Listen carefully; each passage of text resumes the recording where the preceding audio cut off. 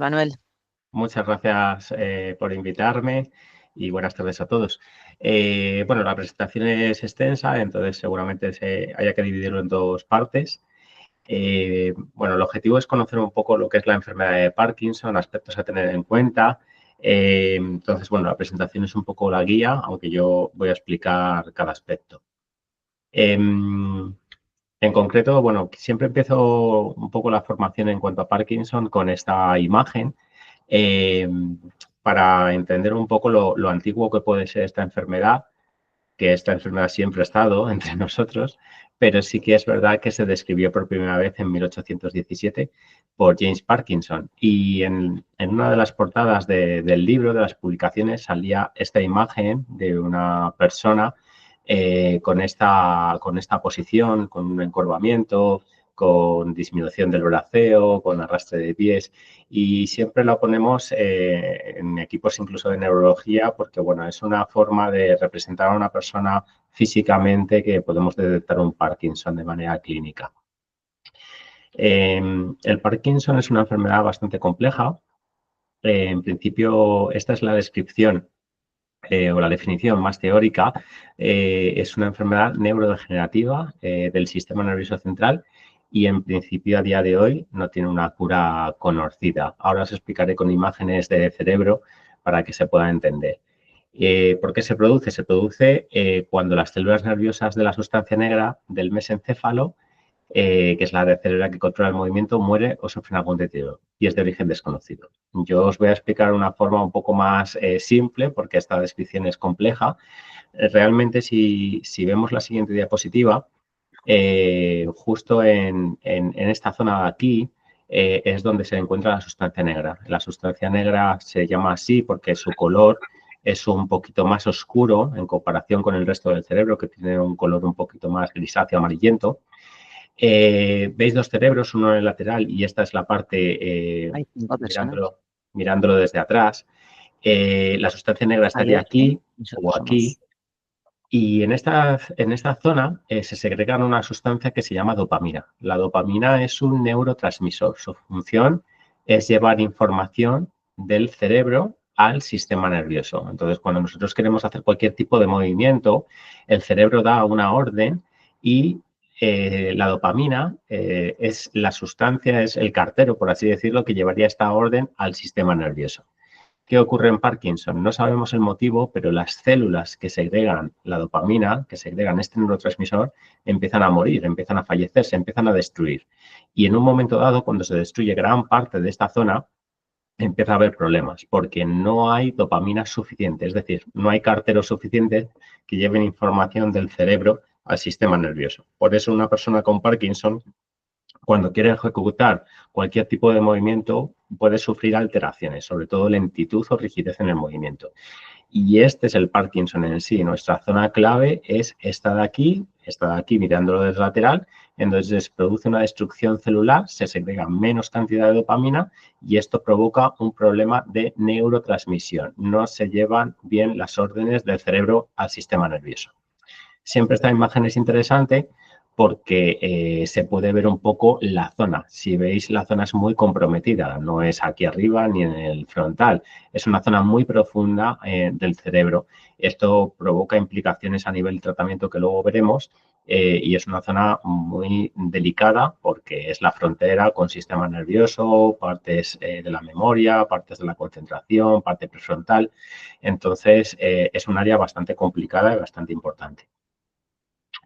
Esta imagen siempre os la pongo para que veáis las 4 claves que una enfermedad de Parkinson contempla. La primera es neurodegenerativa, es una enfermedad neuronal y que siempre progresa, es degenerativa. Por el momento es crónica, es una enfermedad que ahora mismo no tiene una cura conocida, se tiende hacia la cronificación. Es una enfermedad cerebral, fundamentalmente. Sí que es cierto que seguro que conocéis a alguna persona con Parkinson o habéis visto Parkinson y sus efectos o síntomas son físicos, pero realmente nuestra zona afectada es el cerebro, que implica todo.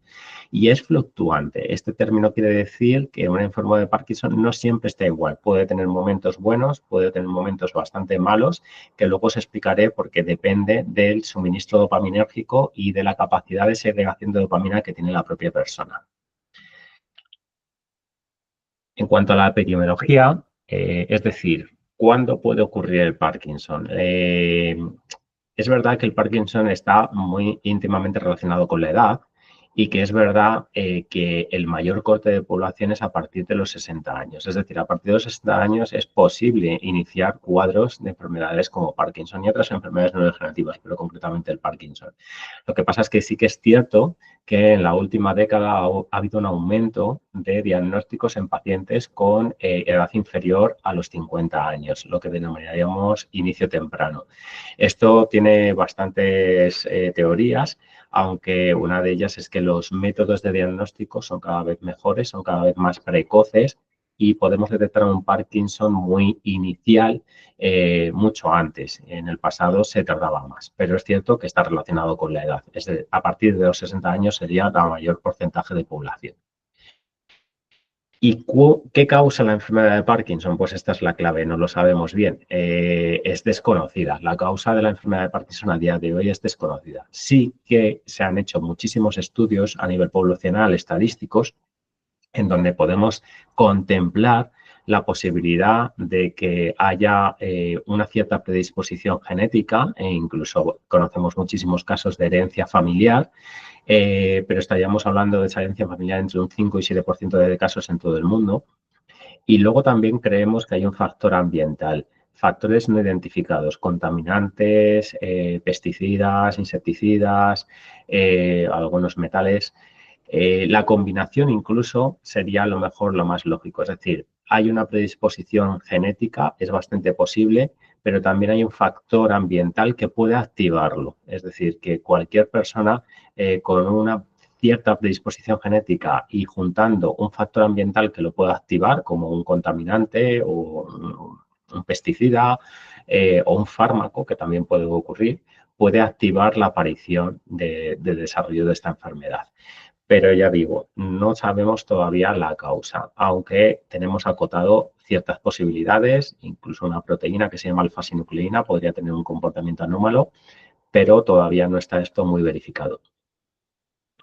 Esta siempre es una clasificación que os pongo porque, claro, cuando hablamos de Parkinson, seguro que conocéis enfermos de Parkinson que están muy bien. Por ejemplo, Michael J. Fox, el actor, lleva 40 años, empezó en Regreso al Futuro y ha tenido una vida bastante autónoma y sigue trabajando actualmente. Y, sin embargo, hay pacientes con Parkinson que en 4 o 5 años están en una situación con mucho deterioro, con bastante incapacidad. Y esto se debe a que el Parkinson tiene diferentes tipologías. Es una enfermedad muy compleja en donde existe multitud de tipos. La primera, todos son parkinsonismos, todos los tipos de Parkinson los denominaríamos parkinsonismos, pero es verdad que la enfermedad de Parkinson, que es la más conocida, o enfermedad de Parkinson idiopática, es la más común y se caracteriza porque evoluciona muy lentamente, responde muy bien a medicación. Y es la más común en tener, si hay que tener Parkinson sería la más lógica por estadística. Pero existen otros tipos como son parkinsonismos primarios, y ahí tenemos 3 clases: parálisis supranuclear progresiva, atrofia multisistémica o degeneración corticobasal. Estos parkinsonismos son más graves en cuanto a que la medicación no hace tanto efecto y la evolución es un poquito más rápida e incluso muchos de ellos tienden hacia deterioro cognitivo. Y luego tenemos una serie de parkinsonismos secundarios que se caracterizan porque sabemos lo que lo ha causado. Es decir, sabemos que hay Parkinson causados por intoxicación por fármacos. Personas, por ejemplo, que han tomado durante muchísimos años tratamientos a nivel psiquiátrico, ansiolíticos, pero también posibles, por ejemplo, personas que han tenido lesiones a través de un ictus, o, un infarto cerebral. Es decir, tenemos un factor que ha determinado lesiones en el cerebro que han provocado un Parkinson. también son complejos de tratar en el sentido de que son más rápidos de evolución, la medicación hace tanto efecto. Y esta clasificación es importante porque si nos enfrentamos a pacientes en donde tenemos acceso a los informes, sabiendo la tipología de Parkinson, podemos intuir más o menos qué evolución y qué características puede tener. Y esto a nivel de desarrollo terapéutico es importante. Volviendo a anterior, en los parkinsonismos, os he puesto una pequeña descripción de cada uno. El Parkinson idiopático se caracteriza porque hay bastante temblor, bradicinesia, lentitud en el movimiento y rigidez, pero no hay otras alteraciones del sistema nervioso y responde bien al tratamiento. Y sin embargo, los parkinsonismos que hemos visto anteriormente, que son más graves, son enfermedades neurodegenerativas con signos de Parkinson. Tienen más alteraciones neurológicas. Podemos tirar hacia el deterioro cognitivo incluso. Y no hay una respuesta mantenida del tratamiento. Es decir, al principio hace muy buen efecto el tratamiento, pero pierde bastante efectividad al año, año y medio.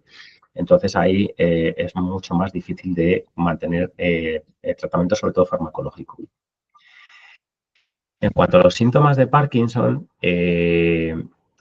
los más comunes son la bradicinesia. Yo sé que muchos conocéis el Parkinson por el temblor, es lo que socialmente más se conoce. Sin embargo, no es el síntoma más habitual. Es el más conocido, pero no es el más habitual. El más habitual es lentitud en el movimiento, rigidez.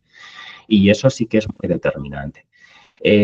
Como habíais visto la foto anterior al principio, esa persona encorvada, luego veremos otra, siempre el Parkinson se inicia en un lado del cuerpo. Esto puede equivocar porque muchas veces en la clínica, en la consulta, piensas que ha sido un ictus, pero siempre hay una alteración primero en un lado del cuerpo y sobre todo lentitud, rigidez en el movimiento. El temblor puede ocurrir, pero no siempre y normalmente es un temblor en reposo, sin hacer acciones con la mano. Hay alteración de los reflejos posturales, no tienen buena reacción a un empujón o a una caída. Y el phrasing son alteraciones de la marcha, sobre todo personas que van a iniciar la marcha y se le queda pegado los pies al suelo o hacen pasitos muy cortitos. Esos son síntomas muy característicos de un Parkinson que incluso podríamos ser capaces de diagnosticar un principio de Parkinson solo teniendo en cuenta visualmente esta sintomatología. Se puede hacer en un pasillo, por ejemplo, que camine un poco la persona. Como veis en la imagen que os he puesto, este sería una característica de la imagen de un enfermo de Parkinson. Como veis, un encorvamiento hay una cierta lateralización y las manos bastante, o los brazos un poquito acortados por esa rigidez y pasitos muy cortitos, muy arrastre de pies y pasos muy cortos. ¿Cómo se inicia un Parkinson? Normalmente siempre en un lado del cuerpo, casi siempre. Es muy difícil que empiecen los dos lados del cuerpo. Sería bastante raro. Entonces, siempre empieza en un lado, progresa hacia el otro. Y esta afectación, el Parkinson, a lo largo de la vida del paciente se mantiene asimétrica durante toda la evolución. Los síntomas son bastante inespecíficos, pero normalmente lo que se ve es una fatiga y sobre todo dolor o tensión muscular, incluso en muchos casos, pero sobre todo fatiga. Tenemos que tener en cuenta que el Parkinson históricamente no se conocía como Parkinson hasta la publicación de James Parkinson y se hablaba de síndrome de fatiga crónica.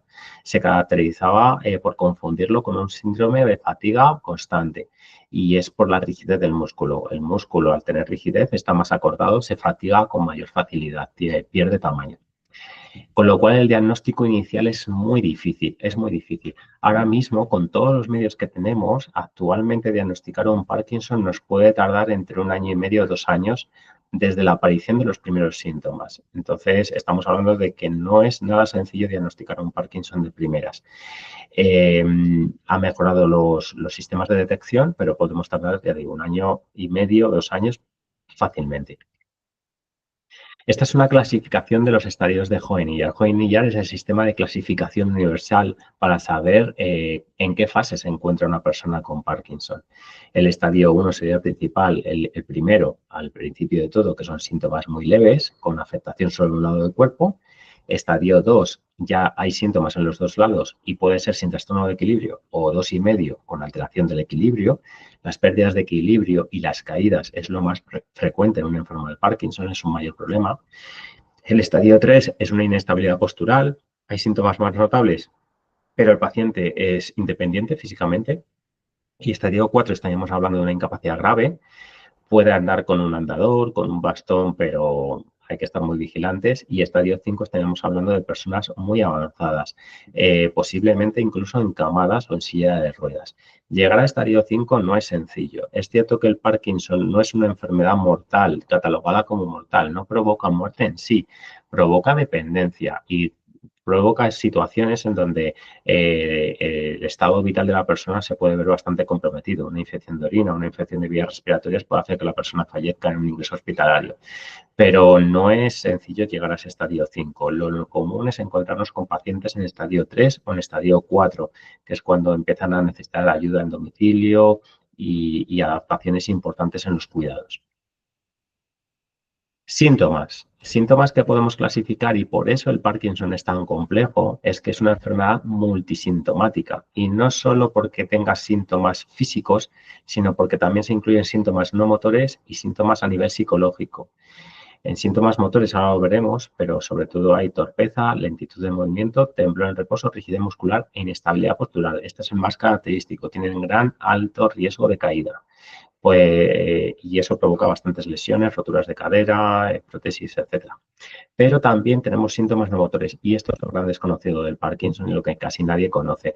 El Parkinson, al afectar cerebralmente, puede provocar síntomas muy específicos como por ejemplo trastornos del sueño, estreñimiento, dolor, en algunos casos problemas visuales, ver doble o la relación espacial verse muy afectada, pérdida de olfato, pérdida de gusto, que esto sonará bastante, pero es verdad que hay algunas enfermedades que se inician en la pérdida de esos sentidos. Y a nivel psicológico, y no solo me refiero a el impacto emocional que puede tener un diagnóstico de este tipo en una persona, sino que realmente al tocar zonas neuronales podemos tener desarrollo de síntomas cognitivos como puede ser un aumento de la apatía, aislamiento social, ansiedad, trastornos de conducta, mayor agresividad incluso o comportamientos impulsivos, descontrol de los impulsos, hipersexualidad, alucinaciones, delirios.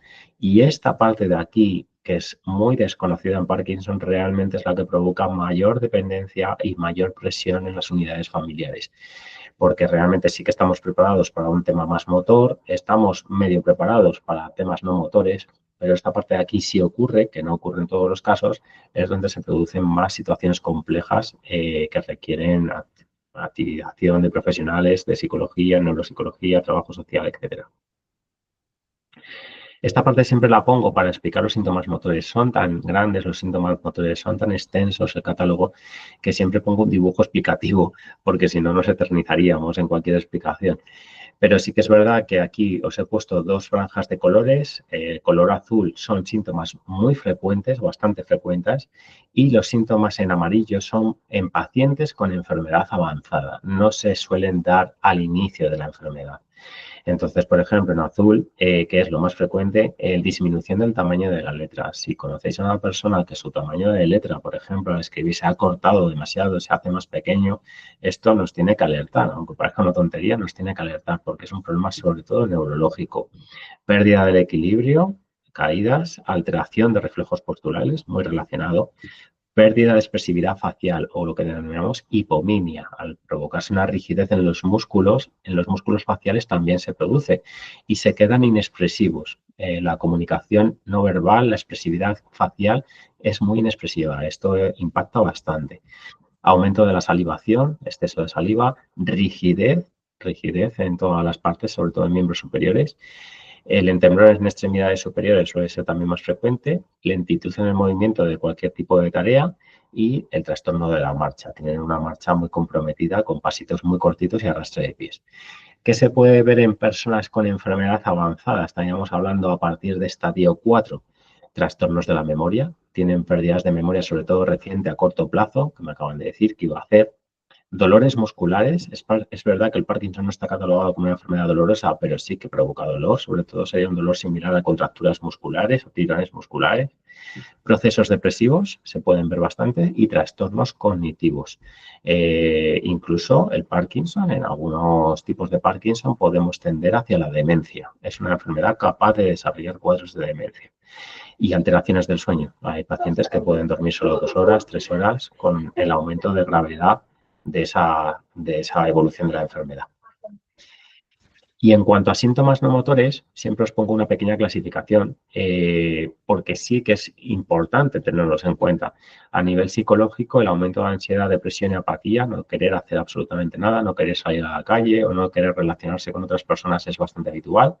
El trastorno de control de impulso, sobre todo compras compulsivas, ahora, por ejemplo, con Internet, estar 7 horas, 8 horas con el ordenador, se agudizan mucho. A nivel psiquiátrico puede haber alucinaciones, puede haber delirios. Muchas veces esto es debido a efectos de los medicamentos que luego veremos. Deterioro cognitivo, sobre todo problemas para la atención, para la concentración, para planificar tareas. Daros cuenta que tenemos enfermos de Parkinson, por ejemplo, de 40, de 30 años, que siguen desarrollando actividad profesional y esta parte de aquí es lo que más provoca incapacidades laborales. No pueden desarrollar trabajos a nivel cognitivo porque se eternizan, no planifican bien, tienen problemas de concentración importantes. Estreñimiento se da en bastantes casos por una rigidez de las paredes intestinales.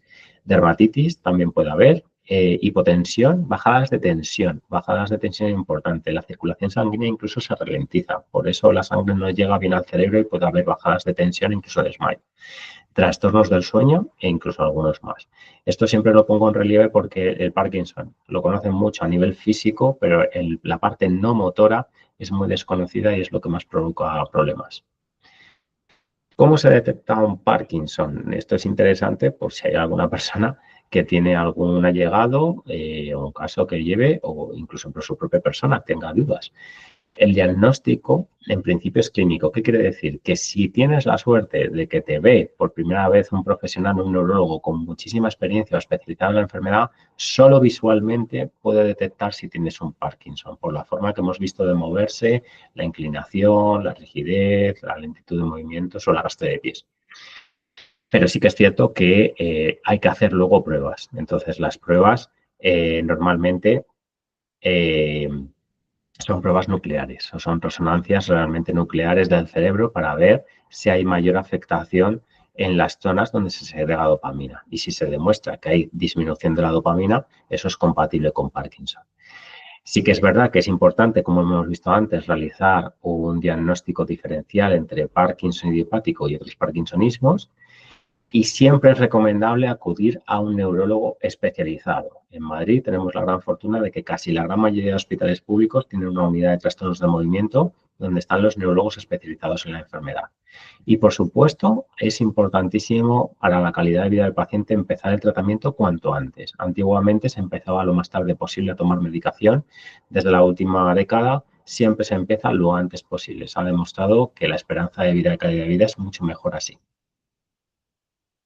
Disculparme que creo que se me ha ido un poquito la presentación. Ahora.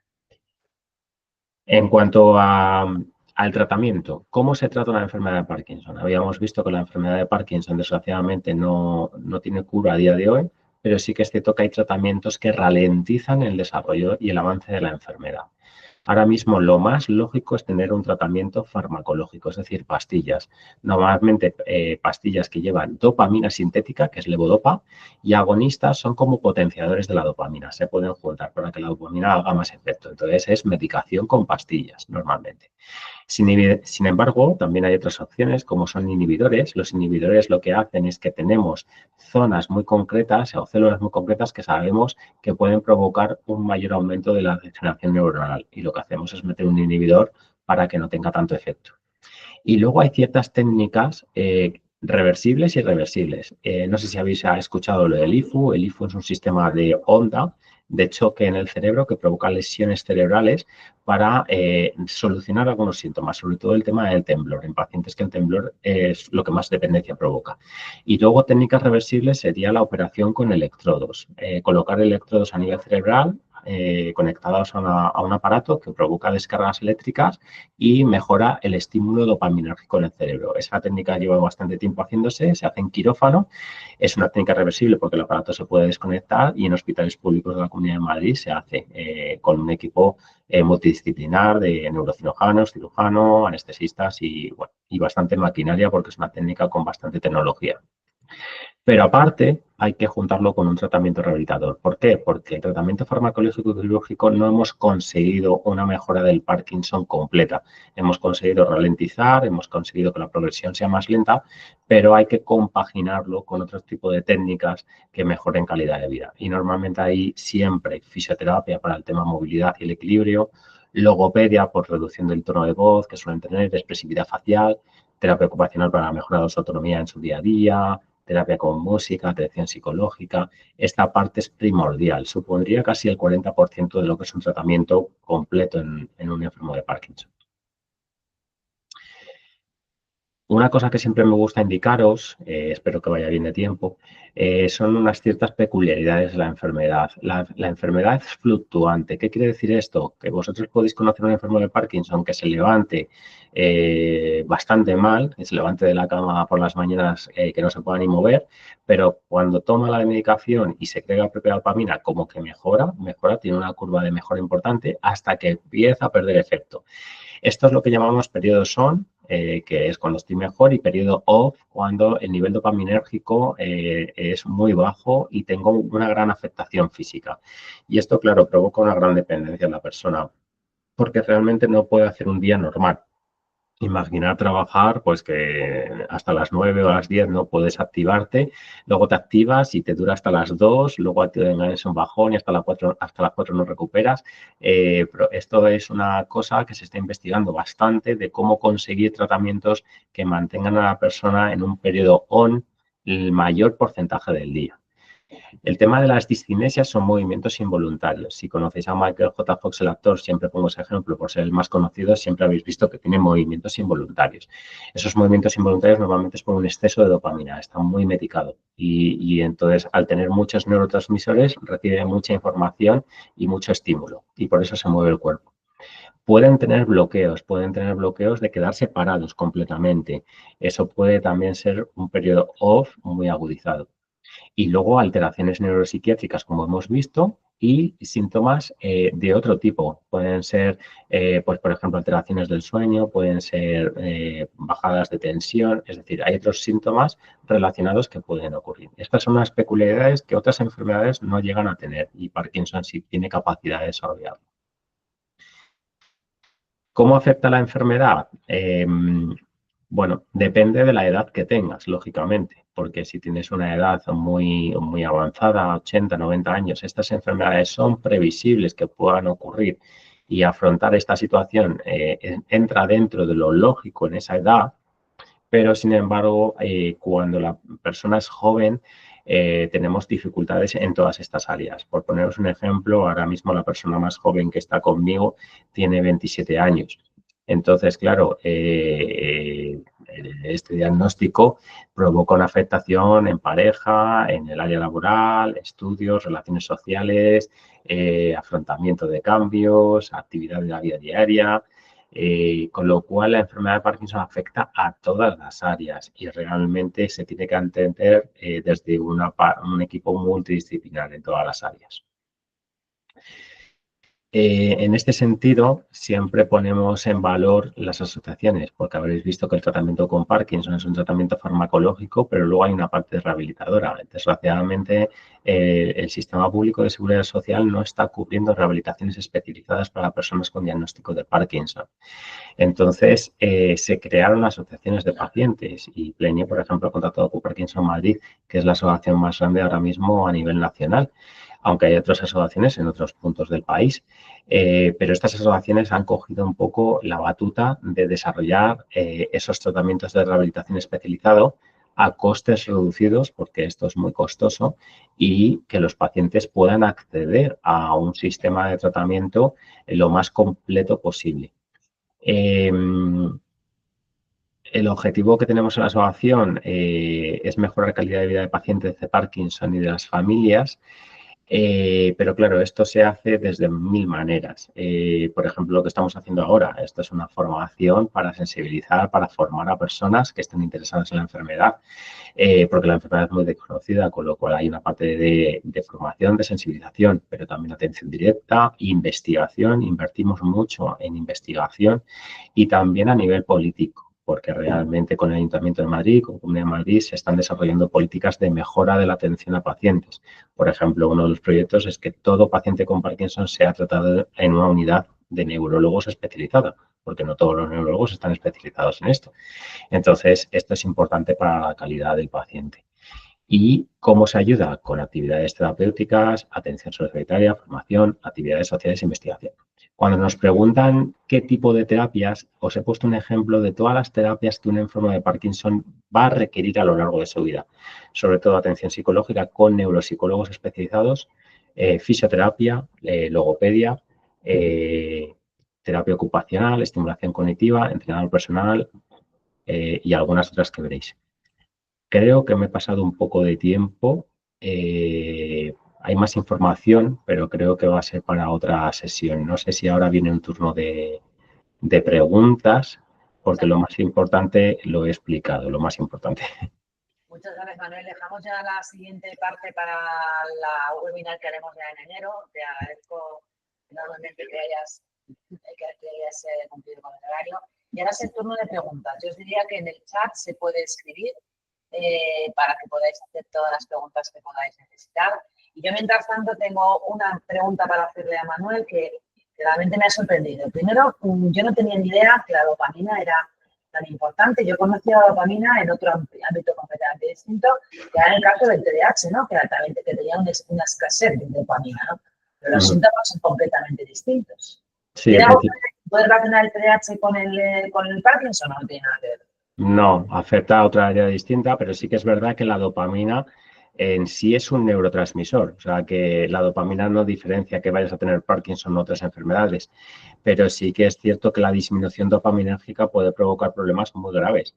Yo siempre he dicho que la sociedad en la que vivimos ahora somos unos junkies de la dopamina y es cierto, es que la dopamina tiene un efecto placentero, por eso hacemos deporte, por eso hacemos ejercicio, porque se ha demostrado que es la parte segunda que veremos, que era una de las preguntas de los asistentes, ¿cómo se puede prevenir el Parkinson?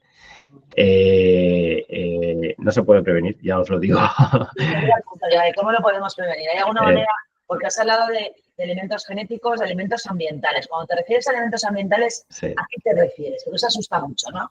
Sí, en principio la dopamina en sí se ha demostrado que se puede segregar de forma más cantidad por nosotros mismos con un estímulo positivo. Por ejemplo, la actividad deportiva incluso intensa, ha demostrado una mayor segregación dopaminérgica.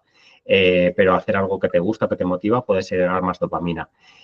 Lo que sí que es cierto es que se ha demostrado que ciertos factores ambientales desencadenan problemas. Por ejemplo, la contaminación, el tabaquismo. Por ejemplo, el tema de la alimentación. Hemos visto alimentos procesados que pueden tener ciertos efectos. Pero también hemos visto, por ejemplo, unos contaminantes, por ejemplo, el tema de pegamentos, el tema de disolventes, el trabajo con metalurgia, el tema del metal. Se ha descubierto también cierta activación.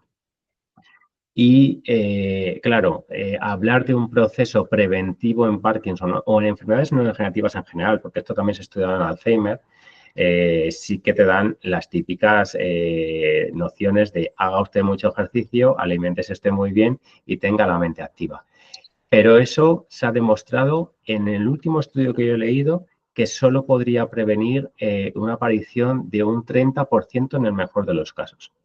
Teniendo una vida perfecta, claro, sin ningún tipo de consumo de nada.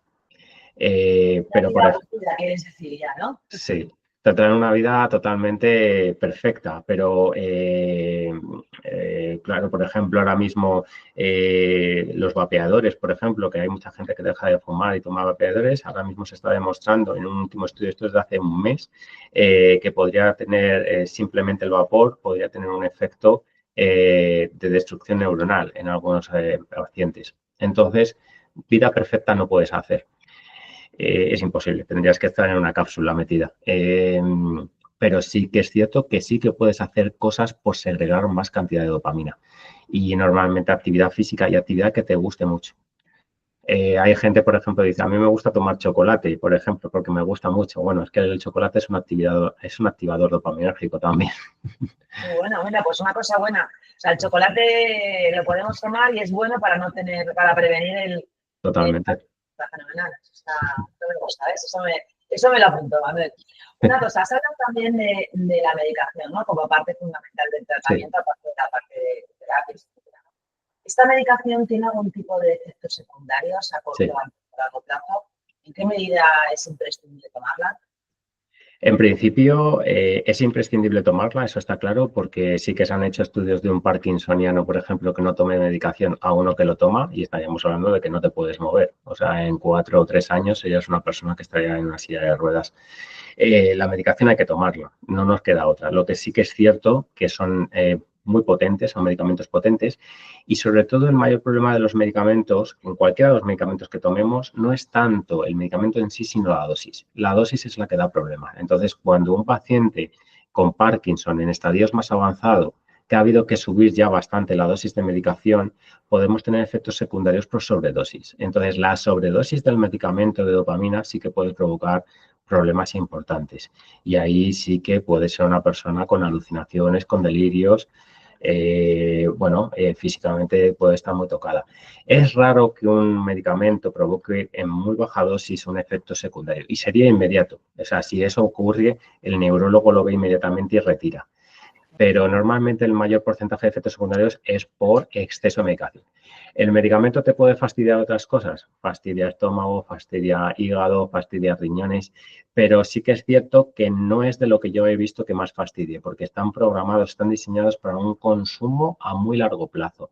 Ahora mismo, por ejemplo, es mucho más nocivo sobredosis de un ibuprofeno, de meterte 5 o 6 ibuprofenos al día, por eso lo han bajado, de 600 a 400 porque la gente no hacía caso, que tomarte dopamina. Es mucho más nocivo el ibuprofeno en esas dosis que una dopamina normal. Entonces, ahora mismo no queda otra. Como familiares, como personas que podemos tener familiares que tengan Parkinson o que lo puedan desarrollar, has hablado una última pregunta ya de la genética, ¿no? ¿Quieres decir que si mi madre tiene Parkinson, mis probabilidades de tenerlo son muy altas? Esto es una muy buena pregunta. Sí que tenemos casos de familias que toda la familia ha tenido Parkinson. O sea, ha tenido la abuela, la madre, la hermana. Ahí, cuando una persona tiene eso, digo, mira, esto tienes que estar preparada porque puede ocurrir. Claro, el problema de esto dice, vale, yo estoy preparada, pero ¿y qué hago? Me hago una secuencia genética, me hago unas pruebas genéticas y un mapa genético. Existe ya tecnología para hacerlo, existen ya clínicas e incluso se está democratizando. Pero claro, el gran problema es que, como hemos visto al principio, no existe realmente un tratamiento preventivo. Entonces, a ti te pueden decir, tiene usted un 65,9% de tener una enfermedad neuronal. Dice, vale, ¿y ahora qué? Dice, no, ahora nada.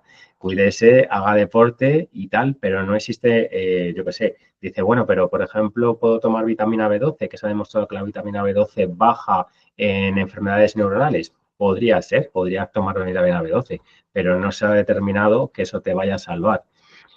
Por ejemplo, el cáncer de mama, eso sí se hace. Angelina Jolie, por ejemplo, es un caso súper conocido, tenía un 99,8% de probabilidad de cáncer de mama y tomó la decisión de hacer un tratamiento invasivo para evitarlo. Ahí sí tiene sentido. Pero en Parkinson, ahora, a día de hoy, el sentido es comerte más la cabeza que otra cosa. Aún así se puede hacer. Incluso en el Gregorio Marañón, hace 1 año y medio, se ha hecho un estudio de los más grandes de muestreo genético en España. Y fueron todos hijos de pacientes. También porque el objetivo no es tanto que saber si lo van a tener o no, sino encontrar una diana que corrobore que ahí hay una probabilidad genética e incidir con una vacuna, incluso podríamos hablar, sobre esa proteína o esa anomalía que estamos viendo. Pero, sinceramente, yo ahora mismo esa prueba la descartaría porque te comería la cabeza y no sacarías un tratamiento preventivo. Manuel, muchísimas gracias a todos los asistentes y bueno, de todo lo que has dicho nos retomaremos después de Navidad. Vale. Ahora estamos hablando de esta enfermedad que es tan importante y afecta a un porcentaje tan alto de la población. Bueno, yo a partir de ahora creo que voy a comer chocolate con más día. Comerlo. Antiguamente, personas que no existían los medicamentos de ahora, cuando tenían un bloqueo, se les daba un caramelo, se les daba un trocito de chocolate y se activaban. O sea que eso es real. Muchas gracias, que tengáis buena semana y bueno, nos vemos en un mes. Muchas gracias. Adiós. Adiós.